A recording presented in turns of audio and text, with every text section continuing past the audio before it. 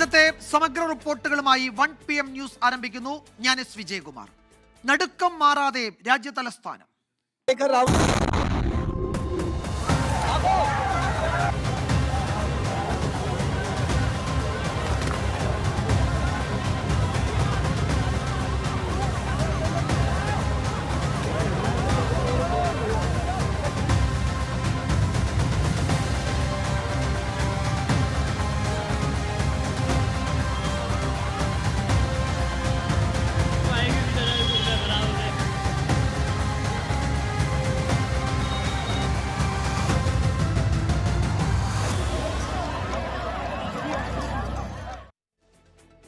ഡൽഹി ചെങ്കോട്ടയ്ക്ക് സമീപമുണ്ടായ ചാവേർ സ്ഫോടനത്തിന് പിന്നിൽ പാക് ഭീകര സംഘടന ജെയ്ഷെ മുഹമ്മദ് എന്ന സൂചന. പൊട്ടിത്തെറിച്ച കാർ ഓടിച്ചത് ജെയ്ഷെ ഭീകരൻ ഡോക്ടർ ഉമർ മുഹമ്മദ്. കഴിഞ്ഞ ദിവസം ഫരീദാബാദിൽ സ്ഫോടക വസ്തുക്കളുമായി പിടിയിലായ ഡോക്ടേഴ്സുമായി ഉമർ മുഹമ്മദിന് ബന്ധമുണ്ട് എന്ന് കണ്ടെത്തി. ഉമറിന്റെ കുടുംബാംഗങ്ങളെ ഉൾപ്പെടെ ചോദ്യം ചെയ്യുകയാണ്.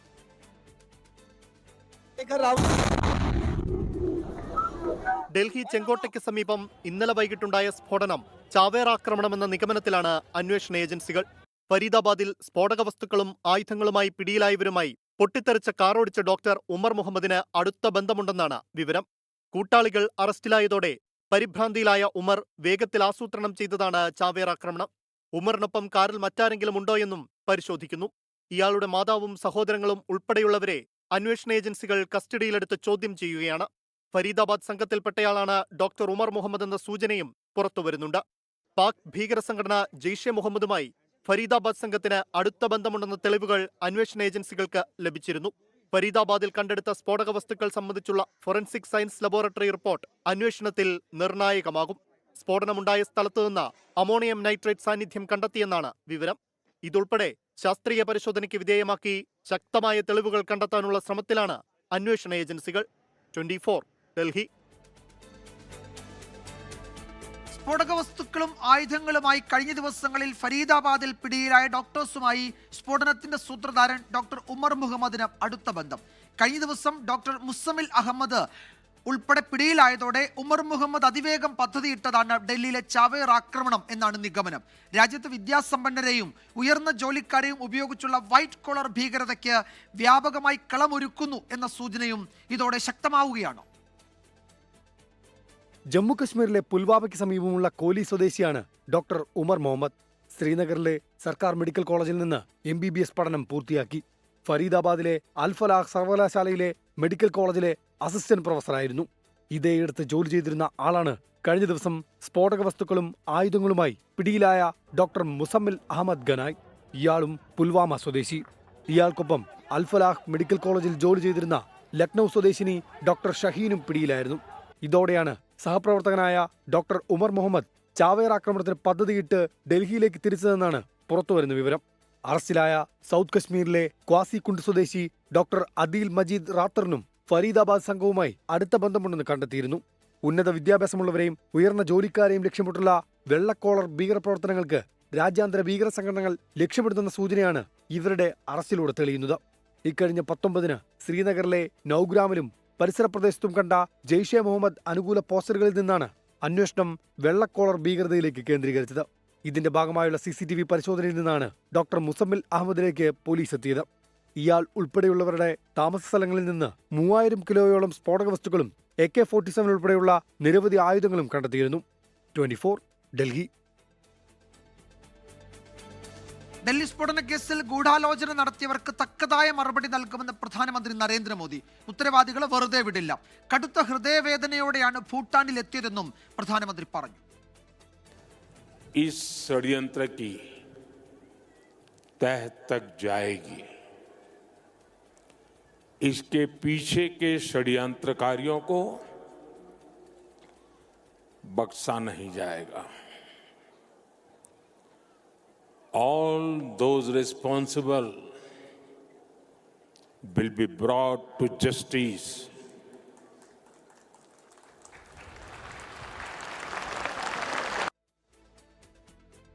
സ്ഫോടനത്തിൽ സമഗ്രമായ അന്വേഷണം നടത്തുമെന്നും വിവരങ്ങൾ ഉടൻ ജനങ്ങളെ അറിയിക്കുമെന്നും പ്രതിരോധ മന്ത്രി രാജ്നാഥ് സിംഗും പ്രതികരിച്ചു. I extend my heartfelt condolences to all those who lost their lives in the tragic incident that occurred in Delhi yesterday. I pray to God to grant strength and solace to the bereaved families in this hour of deep grief. I want to formally assure the nation that those responsible for this tragedy will be brought to the justice and will not be spared under any circumstances. സ്ഫോടനത്തിന്റെ പശ്ചാത്തലത്തിൽ രാജ്യതലസ്ഥാനത്ത് തിരക്കിട്ട ചർച്ചകൾ നടക്കുകയാണ്. കേന്ദ്ര ആഭ്യന്തരമന്ത്രി അമിത്ഷായുടെ നേതൃത്വത്തിൽ ഉന്നതതല യോഗം ചേർന്നു. സുരക്ഷാ കാര്യങ്ങൾക്കുള്ള കേന്ദ്ര മന്ത്രിസഭാ സമിതി നാളെ വൈകിട്ട് യോഗം ചേരും. ബൽറാം നെടുങ്ങാടി ആഭ്യന്തരമന്ത്രിയുടെ വസതിക്ക് മുന്നിൽ നിന്ന് വിശദാംശങ്ങളുമായി ചേരുന്നു. ബൽറാം, ആഭ്യന്തരമന്ത്രി അമിത്ഷാ വിളിച്ച ഉന്നതതല യോഗത്തിൽ NIA തലവൻ, ദേശീയ നാഷണൽ സെക്യൂരിറ്റി അഡ്വൈസർ അടക്കം പ്രധാനപ്പെട്ട ഉദ്യോഗസ്ഥർ, NSG തലവൻ, അങ്ങനെ ഏറ്റവും പ്രധാനപ്പെട്ട സുരക്ഷാ ഉദ്യോഗസ്ഥർ ആ യോഗത്തിൽ പങ്കെടുത്തിട്ടുണ്ട്. സുരക്ഷാ കാര്യങ്ങൾക്കുള്ള മന്ത്രിസഭാ സമിതി നാളെ യോഗം ചേരുന്നു. പ്രധാനമന്ത്രി ഭൂട്ടാനിൽ നിന്ന് മടങ്ങിയെത്തിയാൽ ഉടൻ എങ്ങനെയാണ് രാജ്യം ഇതിനോട് പ്രതികരിക്കാൻ പോകുന്നത് എന്ന ചോദ്യം എല്ലാ കേന്ദ്രങ്ങളിൽ നിന്നും ഉയരുന്നുണ്ട്. എന്താണ് ഡൽഹിയിൽ നിന്ന് നൽകാൻ കഴിയുന്ന വിവരം? ഏതൊക്കെ തീരുമാനങ്ങളിലേക്ക് ഈ ഉന്നതതല യോഗങ്ങൾ എത്തിച്ചേർന്നിട്ടുണ്ട് എന്നതിന്റെ സൂചനകൾ പുറത്തു വന്നിട്ടുണ്ടോ? വിജയകുമാർ, ആഭ്യന്തരമന്ത്രി അമിത്ഷാ വിളിച്ച ഉന്നതതല അവലോകന യോഗം അല്പസമയം മുമ്പാണ് സമാപിച്ചത്. അദ്ദേഹത്തിന്റെ വസതിയിലാണ് ഈ യോഗം ചേർന്നത്. ആഭ്യന്തരമന്ത്രി വിളിച്ച യോഗത്തിൽ കേന്ദ്ര ആഭ്യന്തര സെക്രട്ടറി, കൂടാതെ NIA, NSG, ഡൽഹി പോലീസ് എന്നിവയുടെ മേധാവികൾ, കൂടാതെ ജമ്മു കശ്മീർ DGP ഓൺലൈനായും ഈ യോഗത്തിൽ പങ്കെടുത്തിട്ടുണ്ട്. ഒന്നിലധികം സംസ്ഥാനങ്ങൾ കേന്ദ്രീകരിച്ച് സംയോജിപ്പിച്ച് ഉള്ള ഒരു അന്വേഷണം തന്നെ ഈ ഒരു സ്ഫോടനത്തിൽ ഉണ്ടാകുമെന്ന് ഉറപ്പായിരിക്കുകയാണ്. ഇന്നലെ വൈകിട്ട് തന്നെ വിവിധ ഏജൻസികൾക്ക് ഒപ്പം ജമ്മു കശ്മീർ പോലീസിലെയും ഉത്തർപ്രദേശ് പോലീസിലെയും ATS വിഭാഗങ്ങളും അവിടെ എത്തിയതിൽ നിന്ന് തന്നെ അത് ഏതാണ്ട് വ്യക്തമായിരുന്നു. ഇന്നത്തെ യോഗത്തിൽ നിലവിലെ വിവിധ ഏജൻസികൾ നടത്തിയ പ്രാഥമിക പരിശോധനയിൽ അവർ എത്തിച്ചേർന്നിരിക്കുന്ന നിഗമനങ്ങൾ, അവർ ഓരോ ഏജൻസിയും ഓരോ ലക്ഷ്യത്തിലേക്കാണ് അന്വേഷണം നടത്തിക്കൊണ്ടിരിക്കുന്നത്. ഡൽഹി പോലീസിൻ്റെ തന്നെ പല സംഘങ്ങൾ വിവിധ കോണുകളിൽ ഈ വിഷയത്തിൽ അന്വേഷണം നടത്തുന്നുണ്ട്. വാഹനത്തെ കേന്ദ്രീകരിച്ച്, അതിലുണ്ടായിരുന്ന ആളുകളെ കേന്ദ്രീകരിച്ച്, ഫരീദാബാദിൽ പിടികൂടിയ വൈറ്റ് കോളർ ഭീകരവാദ സംഘത്തിൻ്റെ പ്രവർത്തനങ്ങളുമായി ബന്ധപ്പെട്ട ഹരിയാന പോലീസും ജമ്മു കശ്മീർ പോലീസും ഇത്തരത്തിൽ സംയോജിച്ചുള്ള ഒരു അന്വേഷണമാണ് ഈ വിഷയത്തിൽ പുരോഗമിച്ചുകൊണ്ടിരിക്കുന്നത്. ഇവർ നിലവിൽ എത്തിയിരിക്കുന്ന ദിശ എന്ത്, തുടർന്ന് ഏത് തലത്തിലേക്ക്, ഏത് ദിശയിലേക്ക് അന്വേഷണം മുന്നോട്ട് കൊണ്ടുപോകണം തുടങ്ങിയ കാര്യങ്ങൾ ആണ് ഇപ്പോൾ അന്വേഷണ വിധേയമായിരിക്കുന്നത്.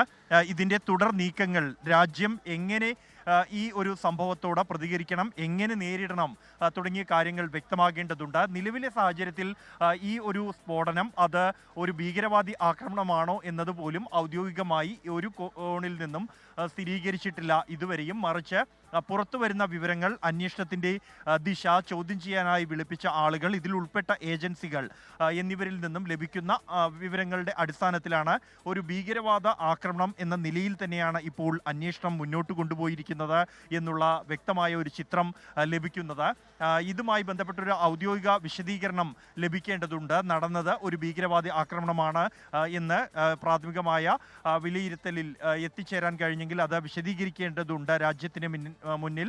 അത് ഇന്നത്തെ അവലോകന യോഗത്തിന് ശേഷം ഉണ്ടാകുമെന്ന് പ്രതീക്ഷിച്ചിരുന്നുവെങ്കിൽ ഈ ഘട്ടത്തിൽ അറിയാൻ കഴിയുന്നത് ഉടൻ അത്തരത്തിലൊരു വിശദീകരണം ഉണ്ടാകില്ല. മറിച്ച് നാളെ നിർണായകമായ മറ്റൊരു യോഗം ചേരാനിരിക്കുകയാണ്. കേന്ദ്ര മന്ത്രിസഭയുടെ സുരക്ഷാ കാര്യങ്ങൾക്കായുള്ള സമിതി നാളെ വൈകിട്ട് 5:30 പ്രധാനമന്ത്രി നരേന്ദ്രമോദിയുടെ അധ്യക്ഷതയിൽ യോഗം ചേരുന്നുണ്ട്. ആ യോഗത്തിന് മുന്നിൽ ആഭ്യന്തരമന്ത്രി ഇന്നത്തെ യോഗത്തിൽ വിവിധ ഏജൻസികളിൽ നിന്നും ലഭിച്ച റിപ്പോർട്ടുകൾ, അവരുടെ നിഗമനങ്ങൾ എന്നിവ അവതരിപ്പിക്കും. ഇതോടൊപ്പം തന്നെ ഏറ്റവും പ്രധാനം, ഇത് ജെയ്ഷെ മുഹമ്മദ് ഭീകരർ ഈ ആക്രമണത്തിന് പിന്നിൽ ഉണ്ട് എന്നുള്ളതാണ് നിലവിലിപ്പോൾ ലഭ്യമായിരിക്കുന്ന വിവരങ്ങൾ, ഏജൻസികളിൽ നിന്ന് ലഭിക്കുന്ന സൂചനകൾ വ്യക്തമാക്കുന്നത്. അതിന് രാജ്യത്തിന് പുറമേ നിന്നുള്ള സഹായമോ ബന്ധമോ അതിനുണ്ടായിരുന്നോ എന്നതടക്കമുള്ള സ്ഥിരീകരണം ലഭിക്കേണ്ടതുണ്ട്. അങ്ങനെയെങ്കിൽ നൽകേണ്ട മറുപടി ഏത് വിധത്തിൽ, ഇക്കാര്യങ്ങളിലെല്ലാം തന്നെ നമുക്കറിയാം. പഹൽഗാം ഭീകരാക്രമണത്തിന് ശേഷം എങ്ങനെയായിരുന്നു ഡൽഹിയിലെ സാഹചര്യങ്ങളിൽ മാറ്റമുണ്ടായത്, അല്ലെങ്കിൽ ഡൽഹിയിലെ തിരക്ക്, ഉന്നതതല യോഗങ്ങൾ തുടർച്ചയായ ദിവസങ്ങളിൽ ആഭ്യന്തരമന്ത്രിയുടെ വസതിയിൽ യോഗം, പ്രധാനമന്ത്രിയുടെ വസതിയിലേക്ക് ഉന്നത ഉദ്യോഗസ്ഥരെത്തുന്നു, മന്ത്രിസഭാ ഉപസമിതികളുടെ തുടർച്ചയായ യോഗങ്ങൾ, അതൊക്കെ അങ്ങനെ നമ്മൾ കണ്ടുകൊണ്ടിരിക്കുകയായിരുന്നു. ഏതാണ്ട് അതിന് സമാനമായ കാഴ്ചയാണ് ഒരു പക്ഷേ ഈ പകൽ ഇനിയുള്ള ദിവസങ്ങളിൽ കാണാൻ പോകുന്നതെന്ന് തോന്നുന്നു. പ്രധാനമന്ത്രി ഭൂട്ടാനിലാണ്. അദ്ദേഹം തിരിച്ചെത്തിയാലുടൻ ക്യാബിനറ്റ് കമ്മിറ്റി ഓൺ സെക്യൂരിറ്റി അഫയേഴ്സിന്റെ യോഗം, അതുപോലെ പിന്നീട് അങ്ങോട്ട് ഇത്തരത്തിലുള്ള സുരക്ഷാ വിലയിരുത്തലുകൾ, ഏത് തരത്തിലായിരിക്കും രാജ്യം പ്രതികരിക്കുക എന്നതിൻ്റെ തീരുമാനമൊക്കെ ഈ ഉന്നതതല യോഗങ്ങളിലായിരിക്കും ഉണ്ടാവുക. അപ്പോൾ പഹൽഗാമിന് ശേഷം എന്താണോ സംഭവിച്ചത് അതിന് സമാന സാഹചര്യത്തിലേക്ക് വീണ്ടും രാജ്യം എത്തുന്നു എന്നാണോ ഡൽഹിയിലെ ഈ പകൽ നമുക്ക് നൽകുന്ന ചിത്രം? വിജയകുമാർ, ഈ വിഷയത്തിൽ ഇതിന് ഒരു ഭീകരവാദ പങ്ക് ഉണ്ടായിരുന്നോ, അത് സ്ഥിരീകരിക്കുന്നുണ്ടോ ഈ ഘട്ടത്തിൽ എന്നുള്ളതും, ഒപ്പം തന്നെ അത് അങ്ങനെയെങ്കിൽ തന്നെ അതിന് വിദേശ ബന്ധമുണ്ടോ, രാജ്യത്തിന് പുറമേ നിന്നുള്ള ശക്തികളുടെ പിന്തുണ അതിന് ലഭിച്ചിട്ടുണ്ടോ എന്നുള്ളത് വ്യക്തമാകേണ്ടതുണ്ട്. അങ്ങനെയെങ്കിൽ അതിന് ഉചിതമായ പ്രതികരണം നൽകുമെന്ന് ഓപ്പറേഷൻ സിന്ദൂർ ഘട്ടത്തിൽ തന്നെ രാജ്യം വ്യക്തമാക്കിയതാണ്. ശക്തമായ തിരിച്ചടി ഇതിൽ ഉൾപ്പെട്ടത് ഏത് രാജ്യത്ത് നിന്നുള്ള ദുഷ്ടശക്തികളാണോ അവർക്ക് നൽകാനാണ് രാജ്യത്തിൻ്റെ തീരുമാനം. ഇതാണ് ന്യൂ നോർമൽ എന്നാണ് വിദേശകാര്യമന്ത്രിയും പ്രധാനമന്ത്രിയും ഉൾപ്പെടെയുള്ളവർ ഉപയോഗിച്ച പദം. അതുകൊണ്ട് തന്നെ അത്തരത്തിലുള്ള ഒരു പ്രതികരണം അങ്ങനെയെങ്കിൽ ഉണ്ടാകും. എന്നാൽ ഈ കാര്യങ്ങളെല്ലാം തന്നെ ഒരു അന്തിമമായ സ്ഥിരീകരണത്തിലേക്ക്, ഇതൊരു ഭീകരാക്രമണമാണോ ആണെങ്കിൽ അത് സ്ഥിരീകരിക്കേണ്ടതുണ്ട് രാജ്യത്തിന് മുന്നിൽ.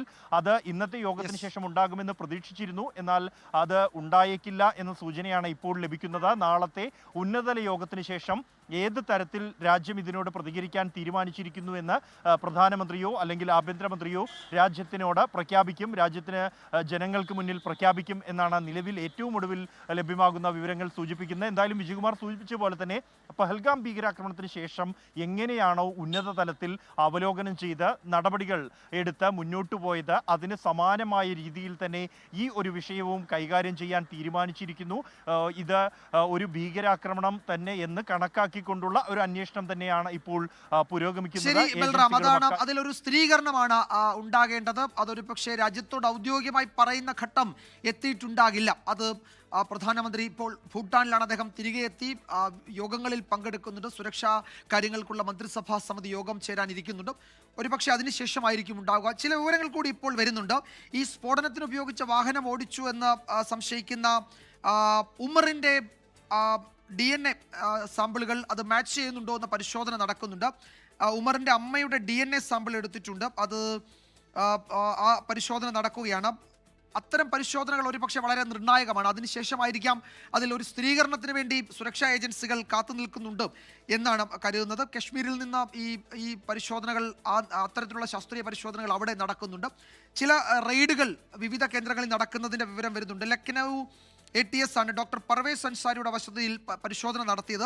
ഈ ഇന്നലെ അറസ്റ്റിലായ ഡോക്ടർ മുസമ്മിലുമായി ഇയാൾക്ക് ബന്ധമുണ്ട് എന്ന കണ്ടെത്തലിനെ തുടർന്നാണ് ഈ പർവേസ് അൻസാരിയുടെ വസതിയിൽ പരിശോധന നടത്തുന്നത്. ഉത്തർപ്രദേശ് ATS അങ്ങനെ വിവിധ മേഖലകളിൽ നിന്ന് ഇതുമായി ബന്ധപ്പെട്ട വിവരങ്ങൾ ഇപ്പോൾ വന്നുകൊണ്ടിരിക്കുകയാണ്. അതേസമയം ഹരിയാന രജിസ്ട്രേഷനിലുള്ള I-20 കാറാണ് ഇന്നലെ ചെങ്കോട്ടയ്ക്ക് സമീപം പൊട്ടിത്തെറിച്ചത്. 2014 മാർച്ചിൽ ഗുരുഗ്രാം സ്വദേശി വാങ്ങിയ കാർ പലവട്ടം കൈമാറിയാണ് കഴിഞ്ഞ ദിവസം ഡോക്ടർ ഉമർ മുഹമ്മദിന്റെ കയ്യിലെത്തുന്നത്. ഡൽഹിയിലെത്തിയതിന് പിന്നാലെ കാർ 3 മണിക്കൂർ സമയമാണ് ചെങ്കോട്ടയ്ക്ക് സമീപമുള്ള പാർക്കിംഗ് ഏരിയയിൽ ഇയാൾ നിർത്തിയിട്ടത്. HR 26E 7674 ഹരിയാന രജിസ്ട്രേഷനിലുള്ളതാണ് ഈ I-20 കാർ. ഗുരുഗ്രാമിലെ മുഹമ്മദ് സൽമാൻ എന്നയാളാണ് 2014 മാർച്ചിൽ ഈ കാർ വാങ്ങിയത്. പിന്നീട് ഡൽഹി ഓഖ്ല സ്വദേശി ദേവേന്ദ്രയ്ക്ക് വാഹനം കൈമാറി. കാർ പിന്നീട് ആമിർ, സോനു തുടങ്ങിയവർ വഴി ഹരിയാന സ്വദേശി നദീമിന്റെ കൈവശമെത്തി. ഫരീദാബാദിലെ റോയൽ കാർ സോൺ എന്ന യൂസ്ഡ് കാർ ഷോറൂമിൽ നദീം കാർ വിറ്റു. ഈ കൈമാറ്റങ്ങളിൽ ദുരൂഹതയില്ലെന്നാണ് നിഗമനം. എന്നാൽ യൂസ്ഡ് കാർ ഷോറൂമിൽ നിന്ന് പുൽവാമ സ്വദേശി താരിഖ് കാർ വാങ്ങിയതിലാണ് ദുരൂഹത. ഡോക്ടർ ഉമർ മുഹമ്മദ് താരിഖിൽ നിന്ന് ഈ കാർ എടുത്താണ് ഫരീദാബാദിൽ നിന്ന് ഉച്ചയോടെ ഡൽഹിയിലേക്ക് തിരിച്ചത്. കൂട്ടാളികളെന്ന് സംശയിക്കപ്പെടുന്ന ഡോക്ടർ മുസമ്മിലും ഡോക്ടർ അദീലും പിടിയിലായതിന് പിന്നാലെയാണ് സ്ഫോടക വസ്തുക്കളുമായി ഇന്നലെ ഉച്ചയോടെ ഉമർ മുഹമ്മദിന്റെ തിരക്കിട്ട ഡൽഹി യാത്ര. 3:19 ചെങ്കോട്ടയ്ക്ക് സമീപം കാർ പാർക്ക് ചെയ്ത ഉമർ 3 മണിക്കൂറിന് ശേഷമാണ് കാറുമായി നീങ്ങിയത്. ഇന്നലെ തിങ്കളാഴ്ചയായതിനാൽ ചെങ്കോട്ടയിലേക്ക് പ്രവേശനമുണ്ടായിരുന്നില്ല. ഇതേ തുടർന്ന് തിരക്കേറിയ ചാന്ദിനി ചൗക്ക് മാർക്കറ്റ് ലക്ഷ്യമാക്കി ഉമർ കാറുമായി നീങ്ങിയെന്നാണ് സൂചന. സുഭാഷ് മാർഗിലൂടെ ഒച്ചിഴയും വേഗത്തിൽ നീങ്ങിയ കാർ സിഗ്നലിൽ 6:52 പൊട്ടിത്തെറിക്കുകയായിരുന്നു. 24 ഡൽഹി. സ്ഫോടനമുണ്ടായ ചെങ്കോട്ടയ്ക്ക് സമീപം സുഭാഷ് മാർഗിൽ പരിശോധനകൾ ഇപ്പോഴും തുടരുകയാണ്. ചെങ്കോട്ട ഉൾപ്പെടെ സമീപ പ്രദേശങ്ങളിൽ സുരക്ഷ കൂടുതൽ കർശനമാക്കുകയും ചെയ്തിട്ടുണ്ട്. സുഭാഷ് മാർഗിൽ നിന്ന് വിനീത VG വിവരങ്ങൾ നൽകും. വിനീത, എന്താണ് അവിടുത്തെ ഒരു സാഹചര്യം? ഡൽഹി ആകെ ഇപ്പോൾ സുരക്ഷാ വലയത്തിലാണ്. രാജ്യത്ത് പലയിടത്തും പരിശോധനകൾ നടക്കുന്നുണ്ട്. അപ്പോൾ ഈ സുഭാഷ് മാർഗിൽ ഈ സ്ഫോടനമുണ്ടായ സ്ഥലത്ത് അന്വേഷണ ഏജൻസികൾ ഈ കൂടുതൽ തെളിവുകൾ തേടിയുള്ള പരിശോധന അതിപ്പോഴും തുടരുകയാണല്ലോ. എന്തൊക്കെ വിവരങ്ങളുണ്ട്? ഈ ഫോറൻസിക് സയൻസ് ലാബിലെ റിപ്പോർട്ടാണ് ഇതിൽ നിർണായകമാകാൻ പോകുന്നത്. അതെപ്പോഴുണ്ടാകും എന്നതൊക്കെ സംബന്ധിച്ച് എന്തെങ്കിലും വിവരങ്ങൾ ഈ ഘട്ടത്തിലുണ്ടോ? വിജയകുമാർ, ഫോറൻസിക് സംഘത്തിന്റെ പ്രാഥമിക റിപ്പോർട്ട് ഇന്ന് ലഭിക്കുമെന്നുള്ളത് തന്നെയാണ് പ്രതീക്ഷ. വിജയകുമാർ സൂചിപ്പിച്ചതുപോലെ തന്നെ ആ റിപ്പോർട്ട് ലഭ്യമാകുമ്പോൾ നമുക്ക് ഈ സ്ഫോടനവുമായി ബന്ധപ്പെട്ടുകൊണ്ടുള്ള നിർണായകമായിട്ടുള്ള ചില വിവരങ്ങൾ ആ റിപ്പോർട്ടിൽ ഉണ്ടാകുമെന്ന് തന്നെയാണ് നമ്മൾ കരുതുന്നത്. ഞാനിപ്പോൾ നിൽക്കുന്നത് ഈ സ്ഫോടനമുണ്ടായ ആ മേഖലയ്ക്ക് സമീപമാണ്. നമുക്ക് ആ ദൃശ്യങ്ങളിൽ കാണാൻ കഴിയുന്ന പോലെ തന്നെ ഇപ്പോഴും അന്വേഷണ സംഘം ഇവിടെ തുടരുകയാണ്. വിവിധ അന്വേഷണ ഏജൻസികളുണ്ട്. NIA ഉൾപ്പെടെയുള്ള പ്രത്യേക അന്വേഷണ സംഘം അല്പസമയം മുൻപാണ് ഇവിടെ എത്തിയിരിക്കുന്നത്. ആ വെള്ള ബാനർ പോലെ ആ വെള്ള ബാരിക്കേഡുകൾ കൊണ്ട് ഇങ്ങനെ കർട്ടൻ കൊണ്ട് ഇങ്ങനെ പൂർണ്ണമായും മറച്ചിരിക്കുന്ന മേഖലയിലാണ് സ്ഫോടനം ഉണ്ടായത്. നമുക്ക് ദൃശ്യങ്ങളിൽ കാണാൻ കഴിയുന്നുണ്ട്. ഇപ്പോഴും ആ സ്ഫോടനമുണ്ടായ മേഖലയിൽ ഉദ്യോഗസ്ഥർ അവിടെ നിൽക്കുകയാണ്. അവർ അവിടെ നിന്ന് പരിശോധനകൾ നടത്തുന്നുണ്ട്. പരമാവധി തെളിവുകൾ ശേഖരിക്കുകയാണ്. മറുവശത്തേക്ക് വരുമ്പോൾ പഴുതടച്ചുകൊണ്ടുള്ള സുരക്ഷാ ക്രമീകരണങ്ങൾ, വലിയ നിയന്ത്രണങ്ങളൊക്കെ തന്നെയാണ് ഇന്ന് ഡൽഹിയിൽ ഒരുക്കിയിരിക്കുന്നത്. ദൃശ്യങ്ങളിൽ കാണാൻ കഴിയുന്നപ്പോൾ തന്നെ പൊതുവെ ഈ ഒരു സമയത്തൊക്കെ ഈ മേഖലയിൽ വലിയ തിരക്കുകളൊക്കെ ഉണ്ടാകുന്ന ഒരു മേഖലയാണ് ഈ ചെങ്കോട്ടയ്ക്ക് സമീപമൊക്കെ. പക്ഷേ ഇപ്പോൾ 3 ദിവസത്തേക്ക് ചെങ്കോട്ട ഈ അടച്ചിരിക്കുകയാണ്. ഈ സ്ഫോടനമുണ്ടായ പശ്ചാത്തലത്തിലാണ് മെട്രോ, ഈ സമീപമുള്ള 1-ാം നമ്പർ ഗേറ്റ് മെട്രോയും ഇന്ന് പ്രവർത്തനം ഉണ്ടായിരിക്കില്ല എന്ന് അറിയിച്ചിട്ടുണ്ട്. മറ്റു മേഖലകളിലൊക്കെ തന്നെ ഗതാഗത നിയന്ത്രണം ഉൾപ്പെടെ ഏർപ്പെടുത്തിയിരിക്കുകയാണ്. ഈ ഭാഗങ്ങളിൽ പൂർണ്ണമായും കൂടുതൽ സുരക്ഷാ ഉദ്യോഗസ്ഥരടക്കം ഇന്ന് രാവിലെയോടുകൂടി തന്നെ ഇവിടെ എത്തിച്ച് സുരക്ഷ കൂടുതൽ ശക്തമാക്കിയിരിക്കുന്നതാണ് നമുക്ക് കാണാൻ കഴിയുന്നത്. ഒപ്പം ഇന്നലെ രാത്രി ഈ സ്ഫോടനമുണ്ടായതിന് പിന്നാലെ തന്നെയാണ് ഓരോ വിഭാഗങ്ങളുടെയും അന്വേഷണ സംഘങ്ങളുടെയും ഒക്കെ ഉദ്യോഗസ്ഥർ ഇവിടെ എത്തിയിട്ടുണ്ടായിരുന്നു. ഇപ്പോഴും അവരുടെ പരിശോധനകൾ തുടരുകയാണ്. ഫോറൻസിക് സംഘം അല്പസമയം മുൻപാണ് പരിശോധന പൂർത്തിയാക്കി ഇവിടെ നിന്ന് മടങ്ങിയതെന്നാണ് നമുക്ക് അറിയാൻ കഴിയുന്നത്. അങ്ങനെയെങ്കിൽ ഒരുപക്ഷെ ഇന്ന് വൈകിട്ടോടുകൂടി തന്നെ ഫോറൻസിക് വിഭാഗത്തിന്റെയൊക്കെ ഒരു റിപ്പോർട്ട്, ഒരു പ്രാഥമിക റിപ്പോർട്ട് ഉണ്ടായേക്കുമെന്നാണ് പ്രതീക്ഷിക്കുന്നത്. അങ്ങനെയെങ്കിൽ ഈ സ്ഫോടനവുമായി ബന്ധപ്പെട്ടുകൊണ്ടുള്ള നിർണായക വിവരങ്ങളൊക്കെ തന്നെ നമുക്ക് കൂടുതൽ വ്യക്തത ഇതിലുണ്ടാകുമെന്നാണ് കരുതുന്നത്. നമുക്കിപ്പോഴും ആ ദൃശ്യങ്ങളിൽ കാണാൻ കഴിയുന്ന സിഗ്നൽ നമുക്കിപ്പോഴും കാണാൻ കഴിയുന്നുണ്ട്. ആ സിഗ്നലിന് സമീപം വെച്ചാണ് ഈ കാർ സ്ഫോടനം ഉണ്ടാകുന്നത്. ഒപ്പം തന്നെ ഇന്ന് രാവിലെയോടുകൂടി ചില CCTV ദൃശ്യങ്ങൾ ലഭിച്ചിട്ടുണ്ടായിരുന്നു. കറുത്ത മാസ്ക് ധരിച്ച ഉമർ മുഹമ്മദ് ആണെന്ന് തന്നെയാണ് കരുതുന്നത്. ആ വാഹനം ഓടിച്ചു വരുന്ന ദൃശ്യങ്ങൾ നമുക്ക് കാണാൻ കഴിഞ്ഞിട്ടുണ്ടായിരുന്നു. ആ വാഹനം എത്തി ഈ ചെങ്കോട്ടയ്ക്ക് സമീപമുള്ള പാർക്കിംഗ് ഏരിയയിലേക്ക് പോകുന്നു. 3:19 വാഹനം ആ പാർക്കിംഗ് ഏരിയയിലേക്ക് പോകുന്നത്. പിന്നാലെ ഏതാണ്ട് 2 മണിക്കൂറോളം ആ വാഹനം പാർക്കിംഗ് ഏരിയയിൽ തന്നെ ഉണ്ടായിരുന്നു. അതിനുശേഷം 6:48 കൂടിയാണ് ആ വാഹനം പാർക്കിംഗ് ഏരിയയിൽ നിന്ന് വളരെ സാവധാനം മുന്നോട്ട് ചലിക്കുന്നത്. അങ്ങനെ സാവധാനം മുന്നോട്ട് ചലിച്ച എനിക്ക് പിന്നിലായി കാണുന്ന ഈ സിഗ്നലിന് സമീപത്തേക്ക് ആ വാഹനം എത്തുകയും ആ സിഗ്നലിന് സമീപം വെച്ച് വളരെ പെട്ടെന്ന് ഒരു സ്ഫോടനം ഉണ്ടാവുകയും ചെയ്യുന്നു.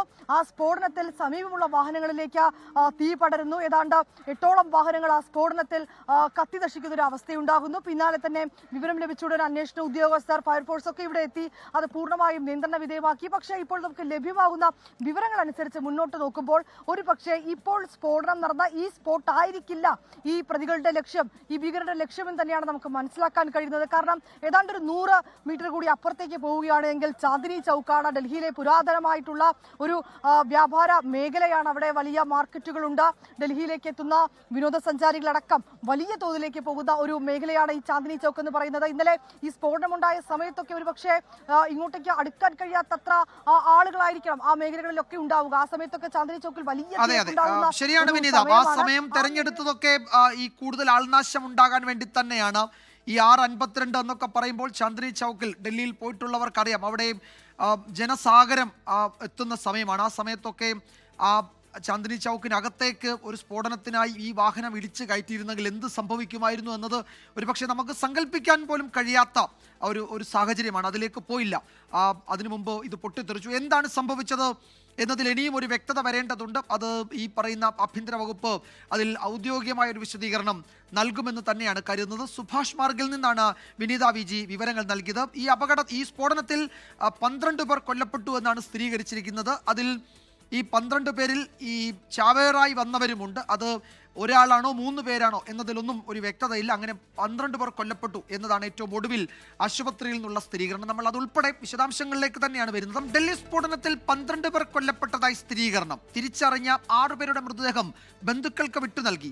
30ഓളം പേരാണ് പരിക്കേറ്റ LNJP ആശുപത്രിയിൽ ചികിത്സയിൽ കഴിയുന്നത്. ആശുപത്രിയിൽ നിന്ന് അജീഷ് ജയകുമാർ വിശദാംശങ്ങൾ നൽകും. അജീഷ്, ആശുപത്രിയിൽ നിന്ന് എന്തൊക്കെ വിവരങ്ങൾ, പരിക്കേറ്റവരുടെ ആരോഗ്യനില സംബന്ധിച്ച് എന്താണ് ആശുപത്രി അധികൃതർ അറിയിക്കുന്നത്? ഇന്നലെ തന്നെ അവിടെ എത്തിച്ച പലരുടെയും നില അതീവ ഗുരുതരമായിരുന്നു. അവരൊക്കെ ജീവിതത്തിലേക്ക് തിരികെ വരാനുള്ള സാധ്യത എന്താണ് ഡോക്ടേഴ്സ് അറിയിക്കുന്നത് ഇപ്പോൾ?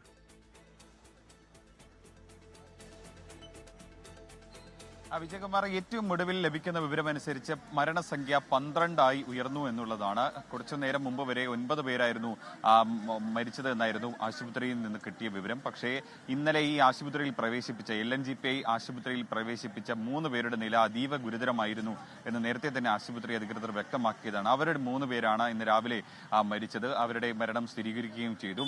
നിലവിൽ 8 പേരുടെ മൃതദേഹം തിരിച്ചറിഞ്ഞു. അതിൽ 6 പേരുടെ മൃതദേഹം ബന്ധുക്കൾക്ക് വിട്ടു നൽകുകയും ചെയ്തു. കൂടുതൽ പേരുടെ ബന്ധുക്കൾ ഈ ആശുപത്രിയിലേക്ക് എത്തിക്കൊണ്ടിരിക്കുകയാണ്. നിലവിൽ 6 പേരുടെ മൃതദേഹമാണ് അവരുടെ ജന്മനാടുകളിലേക്ക് കൊണ്ടുപോയിട്ടുള്ളത്. അതിൽ UP അടക്കമുള്ള സംസ്ഥാനങ്ങളിൽ നിന്നുള്ളവരുണ്ട്. കൂടുതൽ പേരും ഡൽഹി സ്വദേശികളാണ്. അവരുടെ ബന്ധുക്കളടക്കം വന്ന് ഈ മൃതദേഹങ്ങൾ തിരിച്ചറിഞ്ഞ ശേഷമാണ് ഇവരെ സ്വന്തം നാടുകളിലേക്ക് അവരുടെ അന്തിമ സംസ്കാരങ്ങൾക്കായി വിട്ടു നൽകിയിട്ടുള്ളത്. മാത്രമല്ല 30ഓളം പേരാണ് ഇവിടെ പരിക്കേറ്റ് ആശുപത്രിയിൽ കഴിയുന്നുള്ളത്. അതിൽ ചിലരുടെ നില ഇപ്പോഴും ഗുരുതരമായി തന്നെ തുടരുകയാണ്. ഇവരെ തീവ്ര പരിചരണ വിഭാഗത്തിലാണ് ഇവരിപ്പോൾ കഴിയുന്നത്. ചിലരുടെ ആരോഗ്യനില തൃപ്തികരമാണെന്ന് ആശുപത്രി അധികൃതർ അറിയിക്കുന്നുണ്ട്. ചിലരുടെ മൃതദേഹങ്ങൾ ഛിന്ന ഭിന്നമായ നിലയിലാണ് ഈ ആശുപത്രിയിൽ എത്തിച്ചത്. സ്വാഭാവികമായിട്ടും ആ മൃതദേഹങ്ങൾ തിരിച്ചറിയാൻ DNA പരിശോധന ആവശ്യമായിട്ടുണ്ട്. നേരത്തെ ഈ അന്വേഷണ ഏജൻസികൾ പറഞ്ഞതുപോലെ ഈ സ്ഫോടനം നടത്തിയത് ഡോക്ടർ ഉമർ മുഹമ്മദ് ആണെന്നൊരു സംശയമുണ്ട്. ഉമർ മുഹമ്മദ് ആണ് ഈ വാഹനം ഓടിച്ചിരുന്നത് എന്നുള്ളൊരു സംശയമുണ്ട്. അല്ലെങ്കിൽ മറ്റാരെങ്കിലും ഉണ്ടായിരുന്നു എന്നുള്ളൊരു സംശയമുണ്ട്. സ്വാഭാവികമായിട്ടും ഇതൊരു ചാവേർ ആക്രമണം ആണെങ്കിൽ ഈ മൃതദേഹം, ഈ ആശുപത്രിയിലുള്ള മൃതദേഹങ്ങളുടെ കൂട്ടത്തിൽ ഈ സ്ഫോടനം നടത്തിയ ആളുടെ മൃതദേഹം ഉണ്ടാകും. പക്ഷേ ഈ ഛിന്ന ഭിന്നമായ കൂട്ടത്തിൽ ഉള്ള മൃതദേഹങ്ങൾ അത് DNA പരിശോധന നടത്തി അത് ഈ ഡോക്ടർ ഉമറിൻ്റെതാണെന്ന് കൂടി സ്ഥിരീകരിച്ചാൽ മാത്രമേ അക്കാര്യത്തിൽ ഒരു വ്യക്തത വരികയുള്ളൂ. അതിന്റെ നടപടിക്രമങ്ങളാണ് ഇപ്പോൾ ആശുപത്രിയിൽ നടന്നുകൊണ്ടിരിക്കുന്നത്. നമ്മൾ കുറച്ച് സമയം മുമ്പ് രാവിലെ മുതൽ ഇവിടെ എത്തുമ്പോൾ പല ആളുകളുടെയും ബന്ധുക്കൾ ഇങ്ങോട്ടേക്ക് എത്തുന്ന കാഴ്ചയാണ് കണ്ടത്. വേദനാജനകമായിട്ടുള്ള കാഴ്ചയാണ് കണ്ടത്. പലരും അവരുടെ ബന്ധുക്കളെ ഉറ്റവരെ കാണാനില്ലെന്ന് പറഞ്ഞ് മൊബൈൽ ഫോണിൽ അവരുടെ ചിത്രമൊക്കെ ഉയർത്തിക്കാട്ടി ആശുപത്രിയുടെ ആ വരാന്തയിലൂടെ കടന്നു പോകുന്നുണ്ടായിരുന്നു. ആശുപത്രി അധികൃതരോട് ഇന്നലെ മുതൽ ഈ ചാന്ദിനി ചൗക്ക് ലാൽക്കില മേഖലയിലേക്ക് പോയ തങ്ങളുടെ ബന്ധുക്കളെ കാണാനില്ല, ഇവിടെ ഈ ആശുപത്രിയിലുണ്ടോ, പരിക്കേറ്റവരുടെ കൂട്ടത്തിലുണ്ടോ എന്നൊക്കെ തിരയുന്നുണ്ടായിരുന്നു. പക്ഷേ അത് ഇല്ല എന്ന് ആശുപത്രി അധികൃതർ പറയുമ്പോൾ വേദനയോടെ പൊട്ടിക്കരഞ്ഞുകൊണ്ട് തിരിച്ച് പുറത്തേക്ക് ഇറങ്ങി വരുന്ന ആളുകളെയും നമ്മൾ കണ്ടിരുന്നു. ചില ടാക്സി ഡ്രൈവർമാരൊക്കെ ഇന്നലെ അവരുടെ വാഹനം ഈ ലാൽക്കില മേഖലയിലേക്ക് പോയതാണ്. പിന്നീട് ആ വാഹനത്തിന്റെ വിവരമൊന്നുമില്ല. അതിന്റെ അവസാനത്തെ GPS സിഗ്നൽ കാണിച്ചത് ഈ ലാൽക്കില ഗേറ്റ് നമ്പർ 1 സമീപമായിരുന്നു, ഈ സ്ഫോടനം നടന്ന ആ സ്ഥലത്തിന് തൊട്ട് സമീപമായിരുന്നു എന്നൊക്കെ പറയുന്നുണ്ടായിരുന്നു. അദ്ദേഹത്തെ നമ്മൾ രാവിലെ കണ്ടിരുന്നു. അങ്ങനെ വേദനാജനകമായിട്ടുള്ള ആ കാഴ്ചകളാണ് ഈ ആശുപത്രി LNJP ആശുപത്രിയുടെ സമീപത്ത് നിന്ന് നമുക്ക് കാണാൻ കഴിഞ്ഞത്. എന്തായാലും ഏറ്റവും ഒടുവിലായി ലഭിക്കുന്ന വിവരം, സ്ഥിരീകരിക്കുന്ന റിപ്പോർട്ട് 12 പേർ മരിച്ചു എന്നാണ്. അതിൽ 6 പേരുടെ മൃതദേഹങ്ങൾ ബന്ധുക്കൾക്ക് വിട്ടു നൽകി. LNJP ആശുപത്രിയിൽ നിന്നാണ് അജീഷ് ജയകുമാർ വിവരങ്ങൾ നൽകിയത്. ഈ അപകടം, ഈ സ്ഫോടനം നടക്കുന്നതിന് മിനിറ്റുകൾക്ക് മുൻപ് വീടുകളിലേക്ക് വിളിച്ച് ഓഫീസിൽ നിന്ന് ഇറങ്ങി എന്നൊക്കെ പറഞ്ഞ് പലരെയും അവരുടെ ബന്ധുക്കൾ അവരെപ്പറ്റി പറയുന്നുണ്ടായിരുന്നു. പിന്നീട് അവരെപ്പറ്റി ഒരു വിവരവുമില്ല.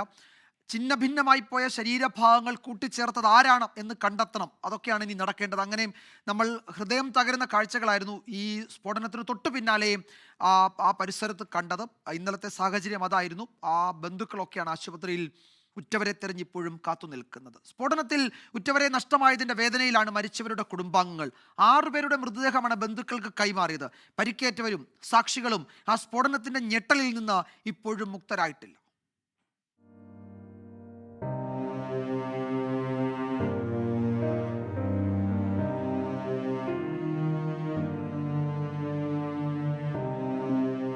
ഡൽഹി LNJP ആശുപത്രിയുടെ മോർച്ചറിക്ക് മുന്നിലെ കാഴ്ചകൾ ഹൃദയഭേദകം.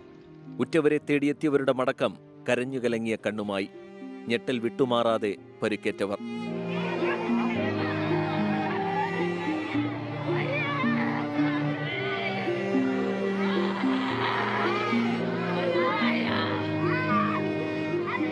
സ്ഫോടനത്തിൽ കൊല്ലപ്പെട്ട അമ്രോവ് സ്വദേശികളായ അശോക് കുമാറും ഉറ്റ സുഹൃത്ത് ലോകേഷും അവരുടെ കുടുംബങ്ങളുടെ ഏക അത്താണിയായിരുന്നു. പകൽ സമയത്ത് കണ്ടക്ടറായും രാത്രിയിൽ സെക്യൂരിറ്റി ഗാർഡായും ജോലി ചെയ്താണ് അശോക് കുടുംബം പോറ്റിയത്. ലോകേഷിനെ കൂട്ടാനായി അശോക് കുമാർ എത്തിയപ്പോഴായിരുന്നു സ്ഫോടനം. UP മീററ്റ് സ്വദേശി മോസിൻ, ദിനേശ് മിശ്ര, പങ്കജ് സൈനി എന്നിവരാണ് തിരിച്ചറിഞ്ഞ മൃതദേഹങ്ങളിൽ ചിലർ. തിരിച്ചറിഞ്ഞ മൃതദേഹങ്ങളിൽ പലതും ആശുപത്രി നടപടികൾ പൂർത്തിയാക്കി ബന്ധുക്കൾക്ക് വിട്ടുനൽകി. ഉറ്റവരെ നഷ്ടപ്പെട്ട വേദനയിൽ നിർവികാരരായാണ് മോർച്ചറിയിൽ നിന്നും പലരുടെയും മടക്കം. 24 ഡൽഹി. ഉമർ മുഹമ്മദ് ഡൽഹി സ്ഫോടനത്തിന് പിന്നിൽ പ്രവർത്തിക്കുമെന്ന് പ്രതീക്ഷിക്കുന്നില്ല എന്ന് സഹോദരന്റെ ഭാര്യ മുസമില്ല അക്തർ. ഉമർ ശാന്ത സ്വഭാവക്കാരനാണ്. വളരെ ബുദ്ധിമുട്ടി പഠിച്ചാണ് ഉമർ ഡോക്ടർ ആയതെന്നും മുസമില്ല അക്തർ പറഞ്ഞു. शांत स्वभाव का इंसान था, मैं शांत रहता था, बातें ज़्यादा नहीं करता था, ज़्यादा किसी में इन्वॉल्वमेंट नहीं थी, दोस्त नहीं थे, खाली पढ़ाई करता था, ये मुझे पता है. जितना मुझे पता है मैं उतना ही कह सकती हूँ, उससे ज़्यादा मैं कुछ नहीं कह सकती. मैं क्या कह सकती हूँ, मुझे तो नहीं लगता, क्योंकि जिस टाइप का वो इंसान था मुझे हैरत हो रही है. मुझे हैरत हो रही है कि वो ऐसा भी कुछ कर सकता है. बस मैं यही कह सकती हूँ कि इस टाइप का वो इंसान था ही नहीं, हमें लगता ही नहीं था. हमें तो बस यही, हमने कितनी स्ट्रगल की उसे पढ़ाने में, यहाँ तक पहुँचाने में, पूरी मेहनत की, पूरी लगन के साथ उसे यहाँ तक पहुँचाया था ताकि वो कुछ कमा सके और फिर हमें भी कुछ खिलाए पिलाए. ഫരീദാബാദിൽ കഴിഞ്ഞ ദിവസം അറസ്റ്റിലായ ഡോക്ടർ മുസമ്മൽ 4 വർഷം മുൻപ് വീട് വിട്ടു പോയിരുന്നതായി മാതാവ് നസീമ. മുസമ്മലിനെ കുറിച്ച് ഒരു വിവരവും ഉണ്ടായിരുന്നില്ല എന്ന് മാതാവ് പറഞ്ഞു. ഡോക്ടർ മുസമ്മൽ കഴിഞ്ഞ 3 വർഷമായി ഡൽഹിയിൽ ഡോക്ടറാണെന്ന് സഹോദരൻ ആസാദ് ഷക്കീൽ പ്രതികരിച്ചു. सबको एलिगेशंस लगा रहे हैं, ये इसके साथ इसको सामान रिकवरी हुई है कुछ. ये पिछले 3 सालों से डॉक्टरी कर रहे हैं दिल्ली में. सर ये लोग मुलाकात भी नहीं दे रहे हैं, किसी से मिलने भी नहीं दे रहे हैं. हमें 4 साल, ये 1 साल में 2 बार आता है घर में. पिछली बार ये आया था, उस टाइम हमारी पापा की सर्जरी थी, 4थी सर्जरी थी पापा की.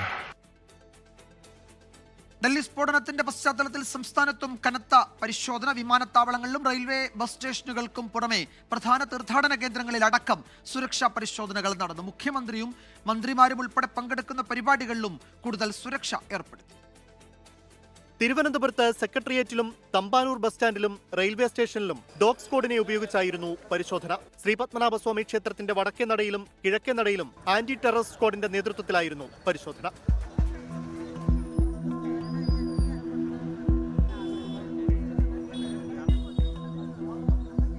കോഴിക്കോട് റെയിൽവേ സ്റ്റേഷനിൽ RPF dog squad, city bomb squad, police എന്നിവരുടെ നേതൃത്വത്തിൽ പരിശോധന നടത്തി. കോഴിക്കോട് ബീച്ചിലും KSRTC സ്റ്റാൻഡിലും ഉൾപ്പെടെ പരിശോധന തുടരുകയാണ്.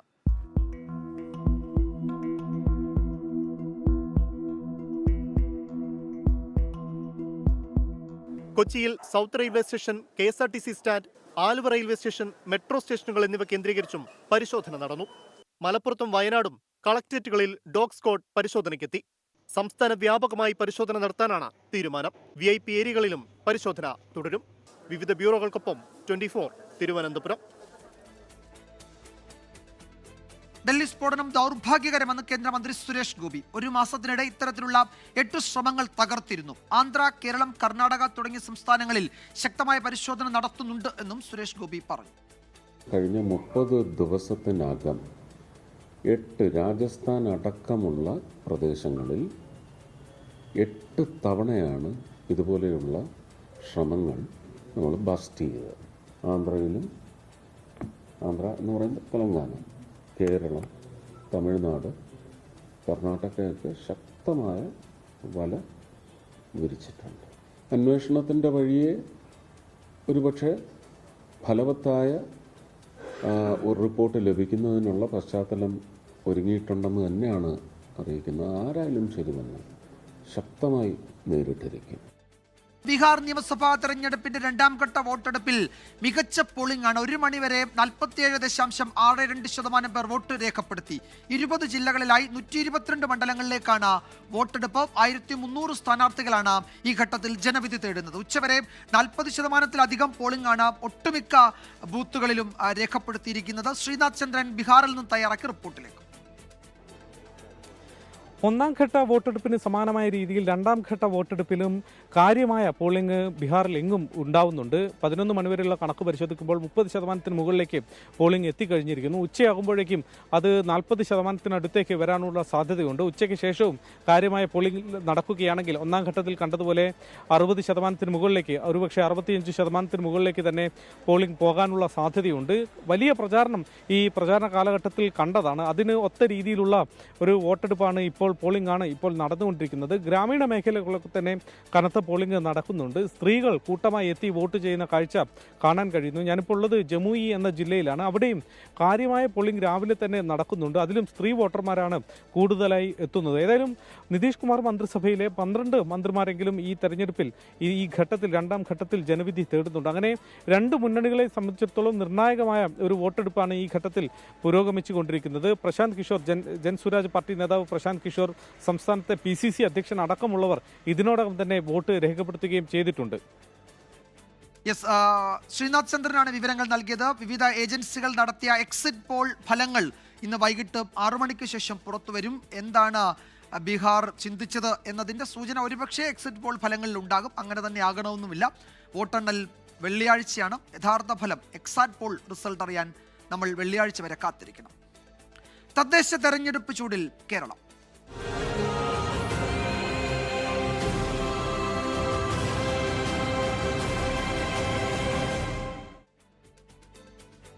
തദ്ദേശ തെരഞ്ഞെടുപ്പ് പ്രഖ്യാപിച്ചതോടെ സംസ്ഥാനം തെരഞ്ഞെടുപ്പ് ചൂടിലേക്ക്. തദ്ദേശ തെരഞ്ഞെടുപ്പ് ഫലം നിയമസഭാ തെരഞ്ഞെടുപ്പ് ഫലത്തിന്റെ സൂചനയാകുമെന്ന് RSP സംസ്ഥാന സെക്രട്ടറി ഷിബു ബേബി ജോൺ പറഞ്ഞു. എറണാകുളം UDF കോട്ടയാണെന്ന പ്രതിപക്ഷ നേതാവിന്റെ വാദം CPM ജില്ലാ സെക്രട്ടറി സതീഷ് തള്ളി. വെൽഫെയർ പാർട്ടിയുമായി മുസ്ലിം ലീഗ് കൂട്ടുകെട്ടുണ്ടാക്കുന്നത് ദോഷം ചെയ്യുമെന്ന വിമർശനവുമായി മുജാഹിദ് വിഭാഗം രംഗത്ത്. വികസന നേട്ടം തദ്ദേശ സ്ഥാപനങ്ങളിൽ വോട്ടാക്കുമെന്ന പ്രതീക്ഷയാണ് LDFനുള്ളത്. ഉമ്മൻചാണ്ടി, പിണറായി സർക്കാരുകളുടെ കാലത്തെ തദ്ദേശ സ്ഥാപനങ്ങളിലെ റോഡുകളുടെയും ആശുപത്രികളുടെയും സ്ഥിതി താരതമ്യം ചെയ്തുള്ള വീഡിയോ പ്രചാരണായുധമാക്കുകയാണ് ഇടത് സ്ഥാനാർത്ഥികൾ. ആരോഗ്യരംഗത്തടക്കം സർക്കാർ സമ്പൂർണ്ണ പരാജയമെന്നാണ് പ്രതിപക്ഷത്തിന്റെ ആരോപണം. ചികിത്സാ പിഴവും മരണങ്ങളും ചൂണ്ടിക്കാണിച്ച് സർക്കാരിന്റെ വികസന നേട്ടത്തിന് തടയിടാനുള്ള പ്രചാരണമാണ് പ്രതിപക്ഷം നടത്തുന്നത്. തദ്ദേശ തെരഞ്ഞെടുപ്പ് ഫലം നിയമസഭാ തെരഞ്ഞെടുപ്പ് ഫലത്തിന്റെ സൂചനയാകുമെന്നും RSP നേതാവ് ഷിബു ബേബി ജോൺ പറഞ്ഞു. കേരളത്തിൻ്റെ മുഖ്യമന്ത്രിക്ക് ഹാലൂസിനേഷനാണെന്ന് തോന്നുന്നു. കാരണം ഇന്നും അദ്ദേഹം പറഞ്ഞേക്കുന്ന അമേരിക്കയെ കടത്തി കേരളത്തിൻ്റെ ആരോഗ്യ മേഖല കടന്നു എന്നൊക്കെ പറയുന്നു. എറണാകുളം കോൺഗ്രസിന്റെ കോട്ടയാണെന്ന സാഹചര്യം നിലവിൽ മാറിക്കഴിഞ്ഞെന്ന് CPIM എറണാകുളം ജില്ലാ സെക്രട്ടറി S സതീഷ് 24നോട് പറഞ്ഞു. അല്ല, കോൺഗ്രസിന്റെ കോട്ട എന്നുള്ളതെല്ലാം മാറിക്കഴിഞ്ഞിരിക്കുന്നു. കഴിഞ്ഞ 5 വർഷക്കാലം ഇടതുപക്ഷ ജനാധിപത്യ മുന്നണിയുടെ ഭരണമാണ് ഉണ്ടായിരുന്നത്. മികച്ച അഭിപ്രായമാണ് ഞങ്ങൾ മനസ്സിലാക്കുന്നത് ഇവിടുത്തെ ജനങ്ങൾ ഈ കഴിഞ്ഞ കാലത്തെ ഭരണത്തെ സംബന്ധിച്ച് രേഖപ്പെടുത്തുന്നത്. വെൽഫെയർ പാർട്ടിയുമായി ലീഗ് സഹകരിക്കുന്നതിൽ വിമർശനവുമായി മുജാഹിദ് വിഭാഗം രംഗത്തു വന്നു. വർഗീയ ശക്തികൾക്ക് വളരാൻ വഴിയൊരുക്കുമെന്നാണ് മർക്കസ് ഉദവ സംസ്ഥാന secretary doctor IP Abdul Salam 24നോട് പറഞ്ഞത്. വെൽഫെയർ പാർട്ടി പോലെയുള്ള സംഘടനകളുമായി മുഖ്യധാര രാഷ്ട്രീയ പാർട്ടികൾ കക്ഷി ചേരുമ്പോൾ അത് ഗുണത്തേക്കാളേറെ കൂടുതൽ ദോഷത്തിലേക്കെത്താനാണ് സാധ്യത. News desk 24. തിരുവനന്തപുരം കോർപ്പറേഷൻ പിടിക്കാൻ പ്രചാരണം കൊഴുപ്പിച്ചു മുന്നണികൾ. സ്ഥാനാർത്ഥി പട്ടിക പൂർണ്ണമല്ലെങ്കിലും പ്രഖ്യാപിച്ച പ്രമുഖരെല്ലാം പ്രചാരണ രംഗത്ത് സജീവമായി. തലസ്ഥാന നഗരം പിടിക്കാൻ തന്ത്രങ്ങൾ ആസൂത്രണം ചെയ്ത് തെരഞ്ഞെടുപ്പ് രംഗത്ത് ഇറങ്ങിക്കഴിഞ്ഞു മുന്നണികൾ. ഭൂരിഭാഗം സീറ്റുകളിലും മുന്നണികൾ സ്ഥാനാർത്ഥികളെ പ്രഖ്യാപിച്ചു. 101-ൽ 94 സ്ഥാനാർത്ഥികളെ UDFും 93 സ്ഥാനാർത്ഥികളെ LDFും പ്രഖ്യാപിച്ചു. 67 സ്ഥാനാർത്ഥികളെയാണ് ആദ്യഘട്ടമെന്ന നിലയിൽ BJP പ്രഖ്യാപിച്ചത്. പ്രഖ്യാപിച്ച സ്ഥാനാർത്ഥികൾ പ്രചാരണ രംഗത്ത് സജീവമായി കഴിഞ്ഞു. വികസന തുടർച്ചയാണ് LDFിന്റെ പ്രചാരണ ആയുധം. ഉറപ്പാണ്, വികസനത്തിന്റെ തുടർച്ചയാണ് വാഗ്ദാനം. ജനങ്ങൾ മുഴുവൻ നെഞ്ചിത്തട്ടി പിടിക്കുകയാണ്. തുടക്കത്തിൽ തന്നെ സ്ഥാനാർത്ഥിയെ പ്രഖ്യാപിച്ച് പ്രചാരണ രംഗത്ത് എത്തിയത് UDF ആണ്. അത് നേട്ടമാകുമെന്നാണ് കോൺഗ്രസിന്റെ പ്രതീക്ഷ. നേരത്തെ സ്ഥാനാർത്ഥിയെ പ്രഖ്യാപിച്ചു. ഇവിടെ ഒരു മാറ്റം വേണം, കോൺഗ്രസിലുള്ള മാറ്റം കൊണ്ടുവരാൻ കഴിയുന്നൊരു വിശ്വാസം, ആ ഒരു കമ്മ്യൂണിക്കേഷൻ നമുക്ക് കിട്ടുന്നുണ്ട്. മുൻ DGP R ശ്രീലേഖ, കായിക താരം പത്മിനി തോമസ് തുടങ്ങിയ പ്രമുഖർക്കൊപ്പം VV രാജേഷ് ഉൾപ്പെടെയുള്ള സംസ്ഥാന നേതാക്കളെയും രംഗത്തിറക്കി BJP കളം നിറയുകയാണ്. ഞങ്ങൾ ഏറ്റവും കൂടുതൽ ഉറപ്പു നൽകുന്നത് അഴിമതി രഹിത ഭരണം. സീറ്റ് ചർച്ചകൾ പൂർത്തിയാക്കി നാളെയോടെ ബാക്കിയുള്ള മുഴുവൻ സീറ്റിലും സ്ഥാനാർത്ഥികളെ പ്രഖ്യാപിക്കാനുള്ള നീക്കത്തിലാണ് മുന്നണികൾ. 24 തിരുവനന്തപുരം. എറണാകുളം ജില്ലയിലെ UDF സ്ഥാനാർത്ഥി പട്ടിക ഇന്ന് പ്രഖ്യാപിക്കും. കൊച്ചി കോർപ്പറേഷനിലെ LDF സ്ഥാനാർത്ഥി പ്രഖ്യാപനം നാളെ ഉണ്ടായേക്കും. NDAയിൽ ഇതിനോടകം സീറ്റ് ധാരണ രൂപപ്പെട്ടിട്ടുണ്ട്.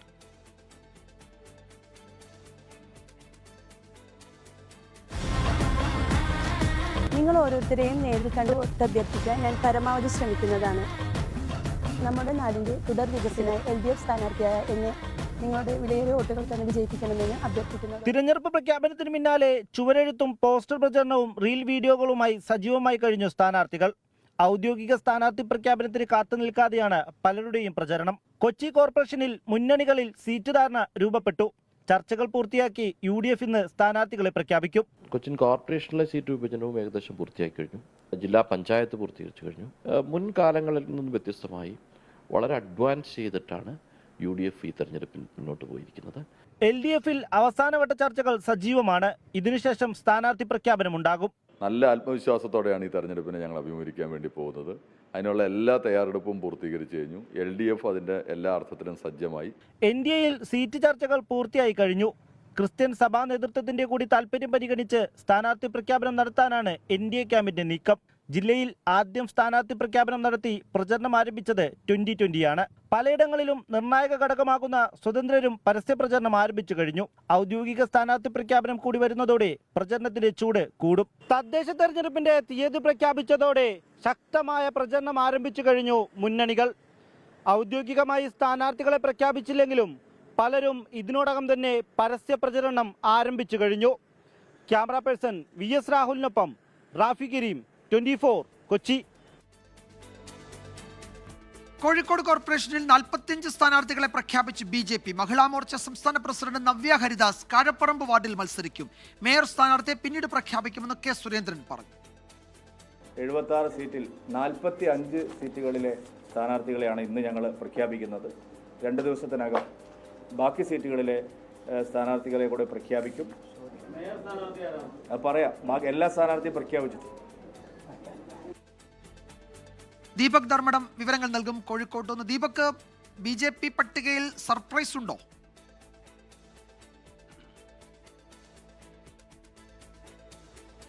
നിലവിൽ സർപ്രൈസ് ഒന്നും തന്നെ ഇല്ല. മാത്രവുമല്ല, BJPയുടെ പ്രവർത്തകർ തന്നെയാണ് ഈ 45 സ്ഥാനാർത്ഥികളിലും വന്നിരിക്കുന്നത്. അതിൽ നിലവിൽ കൗൺസിലർമാരായ 3 പേരുണ്ട്. അതിൽ നവ്യ ഹരിദാസിൻ്റെ കാര്യമാണ് എടുത്തു പറയേണ്ടത്. യഥാർത്ഥത്തിൽ BJP മേയർ സ്ഥാനാർത്ഥി ആരാണെന്ന് ഇപ്പോൾ പറയാൻ തയ്യാറായില്ലെങ്കിലും നവ്യ ഹരിദാസ്, മഹിളാ മോർച്ചയുടെ സംസ്ഥാന അധ്യക്ഷയായ വയനാട്ടിൽ പ്രിയങ്ക ഗാന്ധിക്കെതിരെ BJP കളത്തിലിറക്കിയ നവ്യ ഹരിദാസ് ആയിരിക്കും കോഴിക്കോട് BJPയുടെ മേയർ സ്ഥാനാർത്ഥി എന്നുള്ളതാണ് നമുക്ക് ലഭിക്കുന്ന സൂചന. പക്ഷേ എന്നാൽ 45 കഴിഞ്ഞുള്ള മറ്റു വാർഡുകളിലേക്ക് ഘടകകക്ഷികളെ കൂടി ഉൾപ്പെടുത്തിയുള്ള പട്ടിക പ്രഖ്യാപിച്ചതിന് ശേഷം മാത്രമായിരിക്കും ആരാണ് മേയർ സ്ഥാനാർത്ഥി എന്ന് BJP പറയുക. ഈ കാര്യം K സുരേന്ദ്രനോട് ചോദിച്ചപ്പോഴും പട്ടിക മുഴുവൻ പൂർത്തിയായിട്ട് പറയാം എന്നുള്ളതാണ് പറഞ്ഞത്. പക്ഷേ എന്നാൽ BJP ചില സർപ്രൈസുകൾക്കുള്ള സാധ്യതകൾ തേടുന്നുണ്ട്. പൊതു സ്വീകാര്യതയുള്ള ചില മുഖങ്ങളെ അവർ ശ്രമിക്കുന്നുണ്ട്. ഈ മോഡി പ്രഭാവത്തിൽ ആകൃഷ്ടരാകുന്നവർ ഉണ്ടോ എന്നുള്ള പരിശോധനയിലാണ്. അത്തരത്തിലുള്ള, അതായത് തിരുവനന്തപുരത്ത് DGP R ശ്രീലേഖയെ ഇറക്കിയതുപോലെ ഒരു സ്ഥാനാർത്ഥിയെ കോഴിക്കോട് ഇറക്കാനുള്ള ശ്രമം അവർ നടത്തുന്നുണ്ട്. പക്ഷേ ആ ശ്രമം ഇതുവരെ പൂർത്തിയാകാത്തതുകൊണ്ടാണ് ആദ്യഘട്ട പട്ടികയിൽ BJP പ്രവർത്തകർ മാത്രം സ്ഥാനാർത്ഥികളാവുന്ന ഒരു പട്ടിക വന്നിരിക്കുന്നത്. അതിൽ നിലവിലുള്ള സ്ഥാനാർത്ഥികൾ 3 പേരുണ്ട്. അത് വായിക്കുമ്പോൾ നമുക്ക് തറമ്പാട്ടുതാഴം 9ാം ഡിവിഷനിൽ അനൂപ് K ജോർജ്, അതുപോലെ വേങ്ങേരിയിൽ ആതിര, പൂളക്കടവിൽ സുധീഷ് കുമാർ, വെള്ളിമാടുകുന്നിൽ രേഖ ഷാജി, മൂഴിക്കലിൽ കൃഷ്ണേന്ദു, ചെലവൂരിൽ രമ്യ, മായനാട് സുബ്രഹ്മണ്യൻ, അങ്ങനെ നീളുകയാണ് 45 സ്ഥാനാർത്ഥികൾ.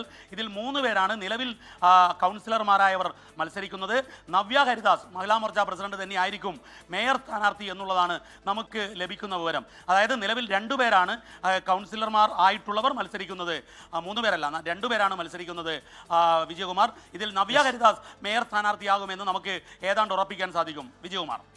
യെസ്, ദീപക് ധർമ്മടമാണ് വിവരങ്ങൾ നൽകിയത് കോഴിക്കോട്. തൃശൂർ കേരള കലാമണ്ഡലത്തിൽ വിദ്യാർത്ഥികൾക്ക് നേരെ ലൈംഗികാതിക്രമം എന്ന് പരാതി. അധ്യാപകനായ ദേശമംഗലം സ്വദേശി കനകകുമാറിനെതിരെ പോക്സോ വകുപ്പ് പ്രകാരം കേസെടുത്തു. പ്രാഥമിക അന്വേഷണത്തിൽ പരാതിയിൽ കഴമ്പുണ്ട് എന്ന് കണ്ടെത്തിയതോടെ അധ്യാപകനെ സസ്പെൻഡ് ചെയ്തു.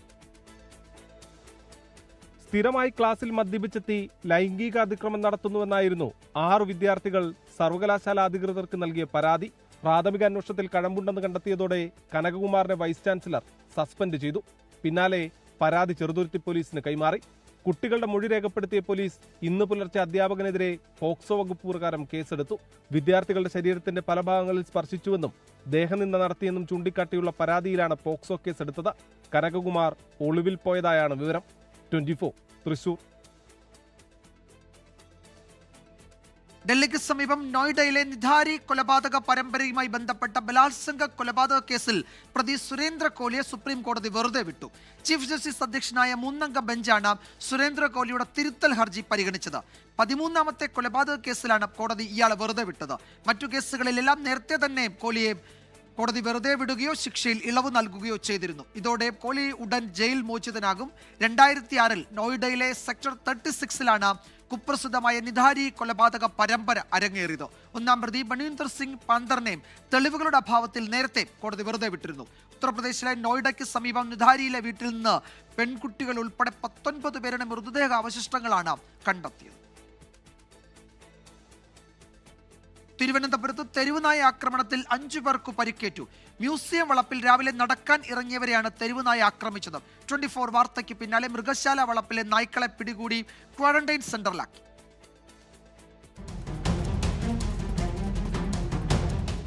മ്യൂസിയം വളപ്പിൽ പ്രഭാത നടത്തത്തിനെത്തിയവർക്കാണ് തെരുവുനായയുടെ കടിയേറ്റത്. പരിക്കേറ്റ 5 പേർ ജനറൽ ആശുപത്രിയിൽ ചികിത്സ തേടി. മൃഗശാല വളപ്പിലെ തെരുവുനായ് ശല്യത്തിൽ രൂക്ഷമായി പ്രതികരിച്ച് പൊതുജനങ്ങൾ. സമാധാനമായിട്ട് നടക്കാൻ വരുന്നൊരു സ്ഥലമാണ് ഇത്.